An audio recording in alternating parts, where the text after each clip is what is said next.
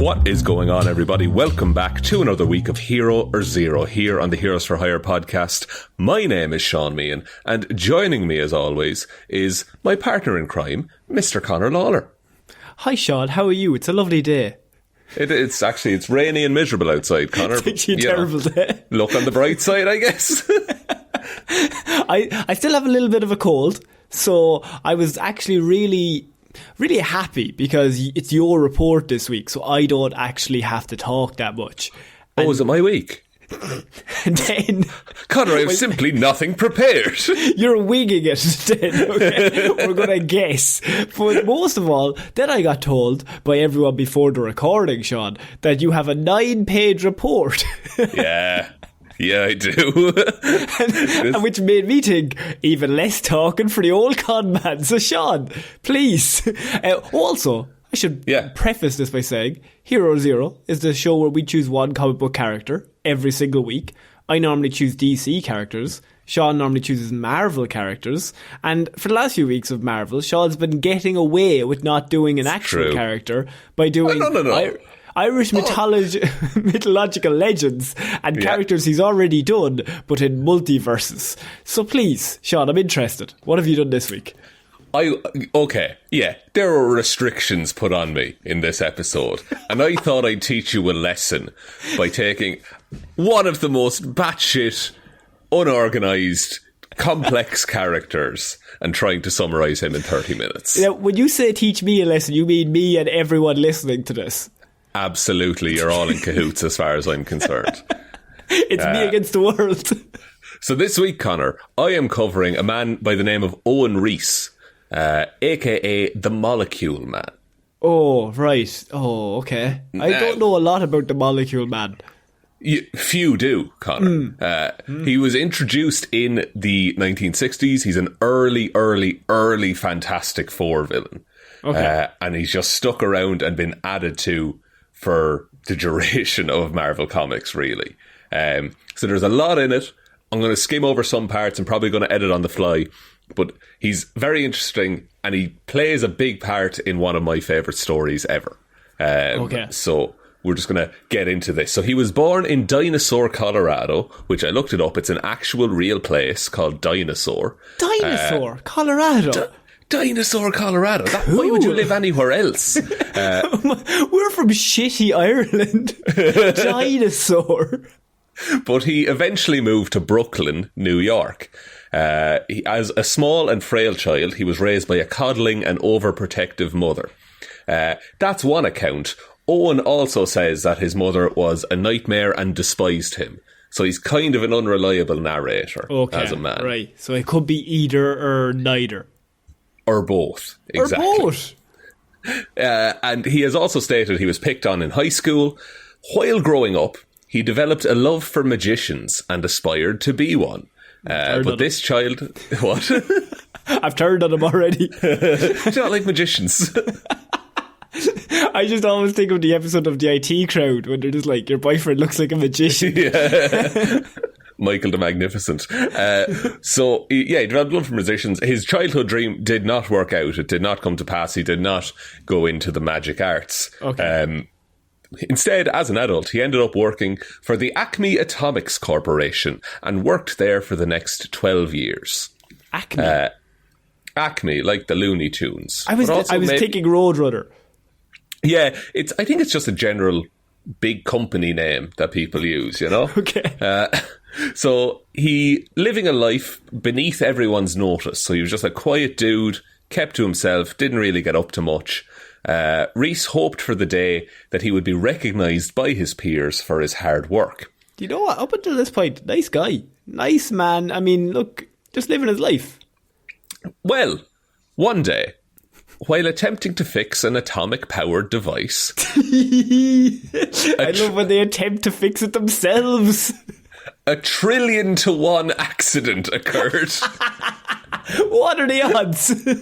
Well, you wouldn't believe it. Literally. So, Owen was bombarded with radiation and his body was transformed. Oh, man. Who could have seen that coming? Well, here's the thing, Connor, is that it wasn't an accident. This is where I need everyone to just buckle up for a second, because Reese's accident was caused by a group called the Beyonders. Now, the Beyonders, as I'm sure you know, they're beings who exist beyond the multiverse, Connor. Of course, I mean, like, I knew that, but could you just explain further? Because, like, obviously I know the answer of what you're going to say next, but just for everyone else, because, like, they probably don't know. So the multiverse, different universes. Imagine a hotel. All of the rooms are different universes. The Beyonders hang out in the corridor. Right. Okay. And they can and they have a master key. They can kind of look in. They can open the doors to other universes and things like that. The Beyonders created the Molecule Man as a singularity. So the Molecule Man in every reality is exactly the same. There's only one of him. Like, every Molecule Man is the exact identical. Does that mean, wait, hang on, does that mean that there's a Molecule Man in every single universe, or there's only one in our universe? There is a Molecule Man in every single universe, but they're all identical. There's no weird funny goings on. They created him as a singularity, and they gave him the function of a bomb. So if the Molecule Man dies, the universe is destroyed. The Beyonders did this because they eventually wanted to kill all of the Molecule Men at the same time to, and I quote, to see what would happen. They wanted to do the old fuck around and find out. Absolutely. The Beyonders do not give a shit. They are bored. That is just shithousery. Yeah. Like, and it's going to come up later, but the Beyonder is the one who kicks off the original Secret Wars. Because he's so bored, he just wants the good heroes and the bad villains to fight for him. Right. So they're just like setting up bombs just on the off chance that they just have a slow Sunday. Yeah, just one day they'll just push the switch and detonate. Like, once things become boring, they'll just be like, what if we do the Molecule Man thing? We do the Molecule Plan? Are we doing the Molecule? The Molecule Man with the Molecule Plan. Yeah. Oh, that could be his catchphrase. It's not. He doesn't have one. He's very unimaginative. Reese found that he could control the molecular structure of nearly anything. When he was fired from his job due to the accident, so they blamed him fully, and they were like, you fucked up. But sorry, I'm assuming he nearly died in the accident. Oh, he didn't get back up. Like, he's basically like he's loose atoms now at this point, basically. There's like kind of, you're fired, bud. Right? We got nothing for you here. You've messed up for the last time, Owen. Get out of this scientific lab, you freak. So after being fired, Owen decided to use his powers to take over the world. Of course, I mean, logically. It was 1963, I think, so he was doing his best. That's the next step. It's like, P45, fucking world domination. They go hand in hand. It's a logical progression. Now, he didn't. He first wanted to take over New York City, to be like, if I can do that, the world will be no problem at all. However, due to his psychological problems and low self-esteem, Owen subconsciously placed limitations on his powers, such as he was incapable of affecting the molecules of living things. He is capable of doing it. He can absolutely do it. He just didn't believe in the heart of the cards. He thought, surely I won't be able to do this, and he never tried. Isn't that it's a bit of a life lesson, really, isn't it? I mean, you can take something from this. You can indeed. Mainly if you're given radioactive atom powers, just give it a go. I would believe in yourself. If you've been given radioactive powers, believe in yourself would be my advice people should take away. If you haven't been given radioactive powers in any scenario, do not believe in yourself.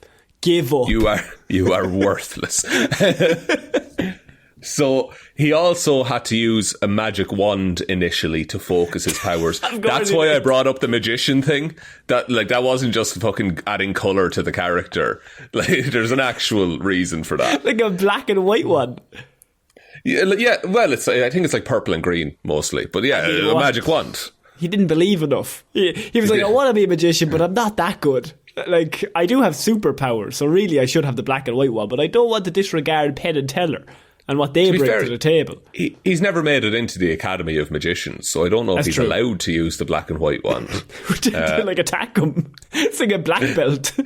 They just start kicking the shit out of him.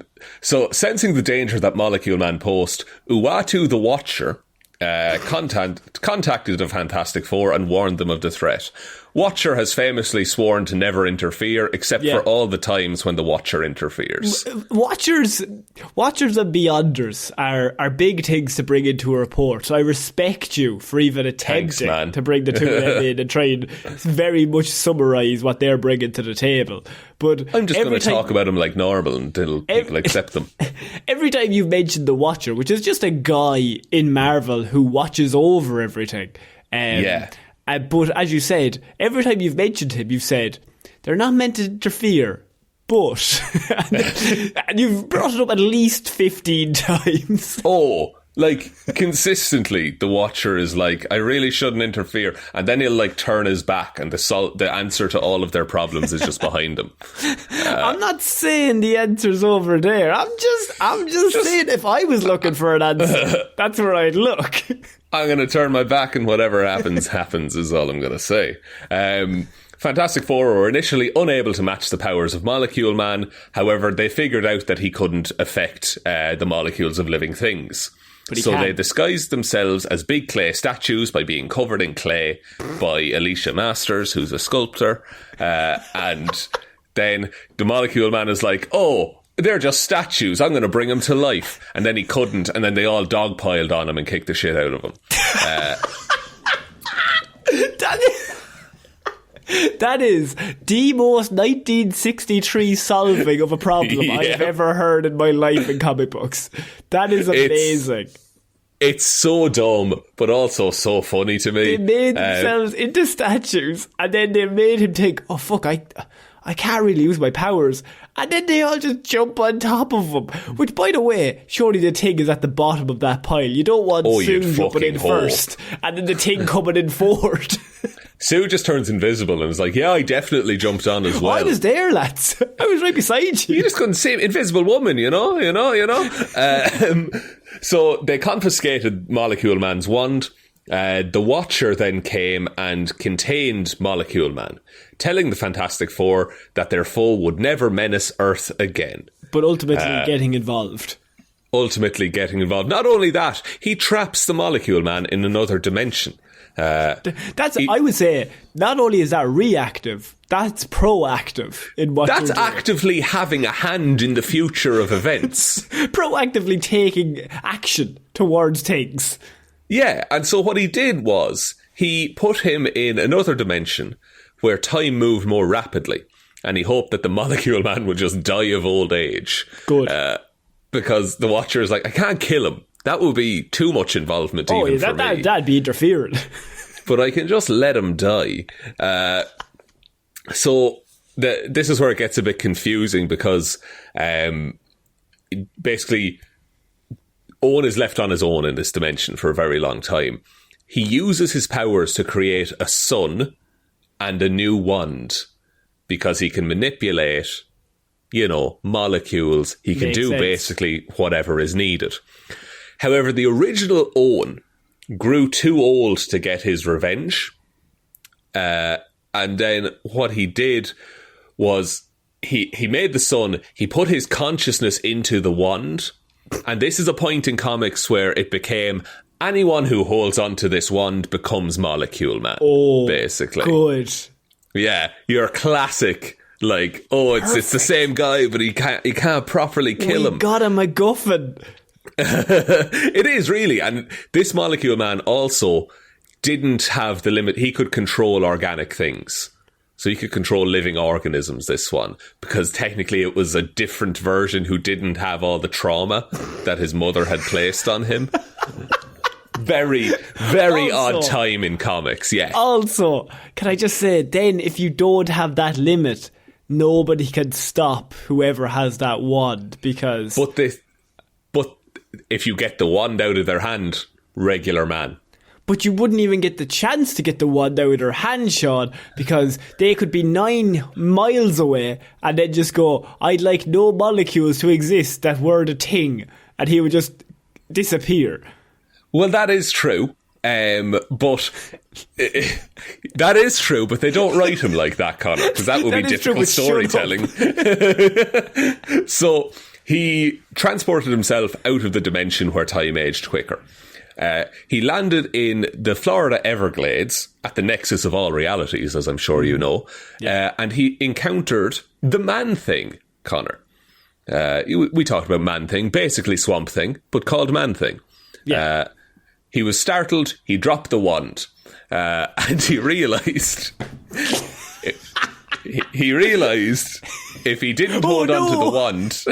oh, Butterfingers! Oh, God! Slippy McGee! He realised if he didn't hold the wand, his body would begin to rapidly age. So that's his thing at the minute. He attempted to leave the swamp, but became lost. And then he happened upon the Man-Thing, along with Fantastic Four's Ben Grimm, the Thing, who just happened to be in the area at the time. You know when you say he got lost? Yeah. Does he have the wand? He does have the wand at this point. Could he then just make the swamp disappear? Shut up. Okay. Like, wherever he's standing, you could just make everything disappear and then walk away. Yeah, but where's the fun in that? You know, where's the challenge? I'm lost. Yeah, like this man is like fighting for his life. A fucking map out of nothing. But he doesn't, though, because he doesn't know the way. You know, he doesn't believe in himself. He doesn't believe in himself enough. Yeah, well, he kind of does as well, but yeah, it's weird. Well, look, what can you do? As a cruel jest, the Molecule Man reverted Man-Thing and the Thing back into human form. So they were powerless to stop him. The Molecule Man then later changed them back so that they would fight each other. And what the Thing did, the Thing was very clever, is that he grabbed a clump of Man-Things, like whatever the fuck that man is made of at this point. And he throws it at Molecule Man, hits him right in the hand, knocks the wand out of him. Oh, fuck, he's got the MacGuffin out of his hand. What's going to happen? Well, it was the wand fell too far out of his reach, and before he could recover it, he aged so rapidly that his body crumbled to dust. Oh, good. Now, this is the thing. With the wand apparently powerless, the Thing gave it to a young boy who was passing as a souvenir. Okay. So, first of all, I'm kind of siding with Reed Richards here. The Thing, bastard. Fucking absolute moron. prick. What a fucking idiot, Ben. Ben. Why would you do it, Ben? You're fucking... Why are you on this team? Oh, Ben. Oh, Ben, you're pissing me off. Fuck you, Ben. Oh, you're making me grim. So this then started another Molecule Man thing in the comics, which is it just passed to a bunch of different people. So there was all fun versions of Molecule Man. He was an alligator at one point because an alligator held onto the wand. It was a very strange thing. How would an alligator know to hold? Does an alligator have opposable thumbs? He had it in his mouth, is what he did. Oh, of course. I mean, obviously. Then he was like a human gator hybrid, and then he held it in his hand. Then it got knocked out of his hand, and he went back to being an alligator. Oh, you'd hate. And did it have the brain of an alligator or a human? No, brain of Molecule Man, but mostly the body of an alligator. Very strange. Comics, man. Comics. I could have done an alternate Spider-Man, but no, we are. This is where we are, okay? I gave out to him. So sometime after this event, the wand was found by the Silver Surfer. But when the Molecule Man attempted to possess him, the Silver Surfer's skin protected him, and he just threw the wand away. So Owen's consciousness is still in the wand. So while he's just sitting there as a wand, he's like, I might just try and make a new body for myself. And then it worked, and he was like, oh, class. No, hang on. Sorry. Yeah. Let's back up there just a few sentences. So all this time, Owen is still in the wand, right? Still in the wand. Still in the wand. Also, he can make things out of nothing. And he knows he can do that. And he's been on Earth for so many years and has never once, not once, did he go, I might try to make myself. See, up till now, it's been like he's been passing through different hands and different people, so he was just kind of fine with that. But when the Silver Surfer throws him away, he's just like, oh, shit. Oh, I should really try this now. You know? Yeah. But you're going to love what's coming up, Connor, because now restored to human form, the Molecule Man now had the same limitations he originally had. Okay, why? He could not affect organic matter. Doesn't make any sense. It's because the writers were painted themselves into a corner and they had to be like, how do we get him back to how he was in his first appearance? He's made himself from nothing. Like, he's made a human from nothing. Yeah. But then, when he becomes a human, he's like, I can't make anything else to do with humans. But, yeah, because this is a new writer. And there's certain limitations that they wanted to put on him for story reasons. Okay. Go back to being a fucking alligator, man. Jesus Christ. You were cool as an alligator, lad. Yeah, you were cool. So, intrigued by the Silver Surfer, he heard of the hero's origin and was inspired by the tale of Galactus. So, Owen decided to consume the Earth. He created a costume inspired by Galactus. Just offhand. You know, he went for a golf in the morning, decided to eat Earth in the afternoon. Yeah, and then he went to New Jersey, defeated the Surfer, and constructed a massive fortress from where he could consume the Earth. Right. But why would he... Yeah. I just feel like it seems like poor planning permission to build a house on the thing you're about to eat. Yeah, well, he could keep the fortress, but then he would eat most of the Earth, and then he'd still have a nice house. I think once you eat most of the Earth, it's wasted, really. It's useless at that point. 50% of the Earth, you might as well just get a new Earth. You might as well just have the whole thing, like, what's the fucking point? So he was eventually defeated by Earth's mightiest heroes, the Avengers, and new member Tigra was able to stop him. She realised that he was an emotionally stunted and insecure man, and she promised to get to know him before deciding if she liked him or not.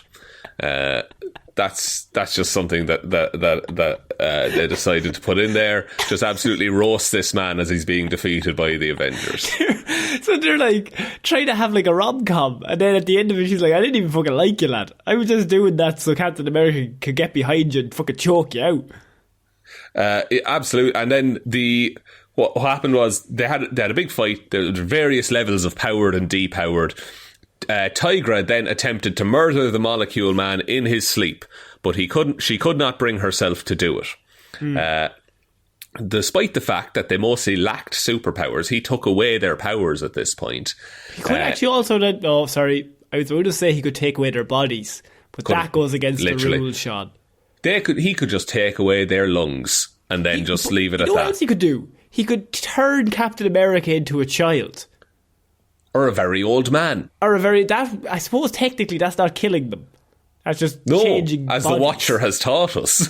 Mm-hmm. That's exactly it. He could even maybe transfer them around the world. And then, so the Avengers, even though depowered, they're still heroes today, attack the Molecule Man, who fled in fear. Ultimately, Captain America incapacitated Molecule Man, I believe, by hitting him with the shield very hard. Goddamn right.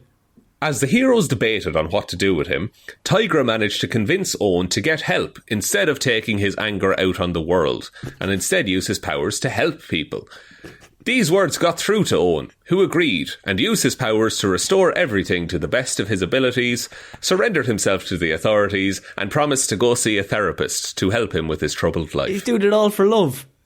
All for love, Connor. All for love. Right. Then Secret Wars happens. Yeah. And he's brought in and he's on the side of the villains and he goes full villain. Do you know that scene where Hulk is like holding up a mountain above all of the heroes?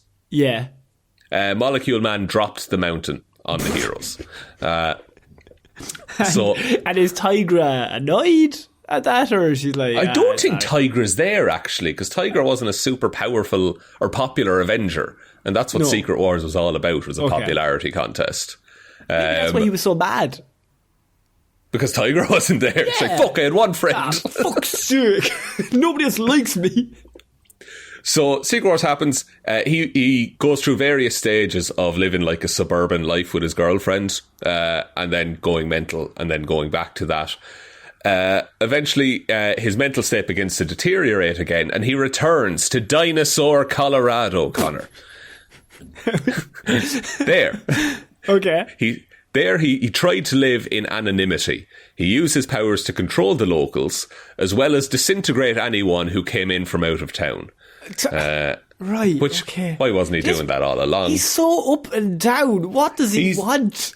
The man flip-flops. The man flip-flops so much. Is he a stone cold killer? Sometimes he's eating planets. Sometimes he doesn't even want to do anything. Sometimes he just wants to go to therapy. I don't understand, Shaun. No, and this isn't me skimming over it. This is how he's written. Like, he's just whatever they need him to be at that point. Right, okay. Jeez. So he then created constructs based on the Beyonder, Mephisto, Dormammu, the Enchantress, all of these people to act as his advisors. He spent many months in the town undetected before he basically kidnapped the wrong person. The Dark Avengers came in and they shut him down. The way they shut him down is that they got possibly one of my favourite Marvel characters of the Sentry. They brought the Sentry in to look after this man. Way too powerful. What Sentry was able to Sentry was basically dissipated into atoms, but because the Sentry is the most powerful character, he just reassembled himself. Cool.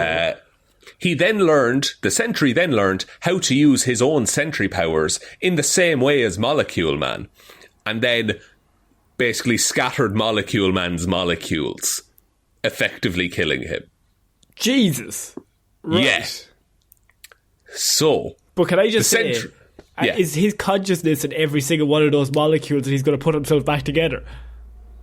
Owen's body was reformed. Yes. And he probably either wants to eat a planet or go to, I don't know, fucking lunch. I'm not sure. A lot of times when he's threatened, he will just put all of his consciousness in one molecule and just send it to the other side of the universe. To be fair, that's pretty cool. It's pretty solid. I really like that. But his body was reformed and imprisoned by Doctor Doom. This is during the Marvel event Time Runs Out. Doctor Doom, this is at the time that incursions are happening in Marvel Comics, which is where two universes slam together and destroy both of them. So Doom learned that Molecule Man's energy was the same as the origin of the incursions, basically. It was the same thing that started these universes clashing together. And what they did was, basically, Molecule Man went into the past and arranged the accident to create Molecule Man. That's something that happened. He then explained to Doom his origin as a bomb of the Beyonders. Yeah.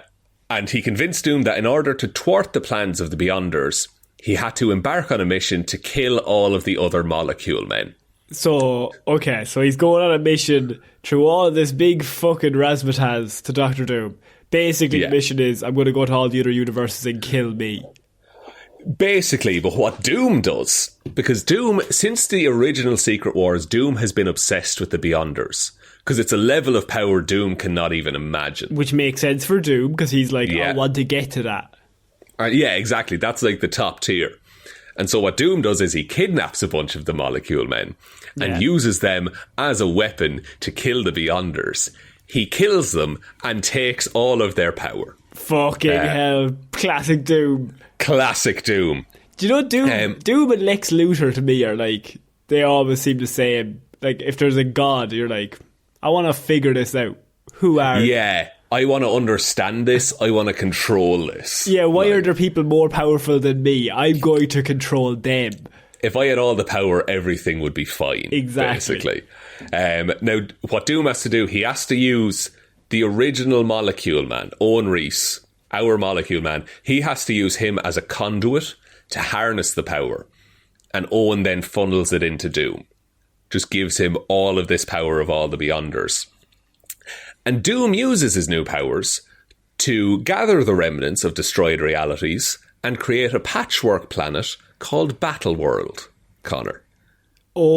Shit. So the reason that Doom is able to set up Battleworld in the 2015 Secret Wars event is that Molecule Man gives him the power. And Secret Wars is obviously the next Avengers movie. Yes. It's the end of Phase 6, I believe. Yeah. And so we could very well see a Molecule Man in the MCU. There's no way. He's world breaking. I don't know if you can put him in. As soon as you introduce that character, there's so, like, how many bags of worms have we found in this report alone? Yeah. I don't know if that would work in a world where... He could just make Thor disappear. He has done that in the past. Stop existing from everyone's brains. He makes Thor unworthy at one point. Holy shit. But not only that, he could make him unworthy and then just change the hammer, to nothing. So the hammer doesn't exist. Disappear it. So... Molecule Man, and again, I don't want to get too heavy into Secret Wars. It is something I'll cover in the future. But Owen Reece is kept in this cell in the centre of Castle Doom. Of course. Where no one is allowed in. No one knows he's there. He's just a battery that Doom pulls from for years and years and years. Until the life rafts arrive from... the Ultimate Universe and the Marvel 616 universe. And of course, a big battle happens. There's a lot of fighting. But to sum up very, very briefly, Molecule Man changes sides because Miles Morales is nice to him.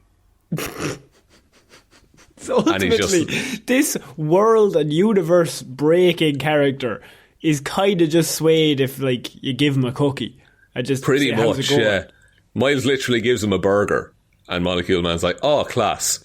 And then when they start remaking all the universes, Molecule Man is like, "No, I owe Miles a favour," so he brings his mother back to life, and then puts him in our universe, the 616 one. Yeah, exactly. He brings all of Miles' favourite things from the Ultimate Universe, and he just brings them to 616. Fucking amazing. And that's basically what Molecule Man has been up to at the minute. He was making universes with the Fantastic Four. That was his whole purpose. The classic character trait of breaking down and then creating new universes at will. Pretty much, yeah. Cool. He does it with Franklin Richards because the Molecule Man is like a tether for all of this energy, and there has to be one in every universe. But he's the same. But all the universes are now destroyed, aren't they? They are. No, because the Fantastic Four, they were out of comics. They were not in a comic for 5 or 6 years, and then they were just making universes. So they made them all back up, even though they destroyed them all. They refined them. They whittled them down to the necessary ones. Okay, cool. And so very briefly, powers and abilities. He can mentally control, transform, and manipulate the molecules of all matter and energy. That's the power. That's all you need. That's all you need. And to be fair, that is the only power that's listed on his powers and abilities sheet. But isn't that every power? Pretty much, it's because it encompasses so many things. That's reality warping. That's omnipotence, basically. He can do anything. He could make air be a certain way that he can fly, and he can make his own body and the air some sort of way, change the molecule so that he just floats and just moves through the air, and then he can move his molecules to be as strong as anyone has ever been ever in the history of comic books. Weaknesses is that he lacks confidence, basically, for most of it.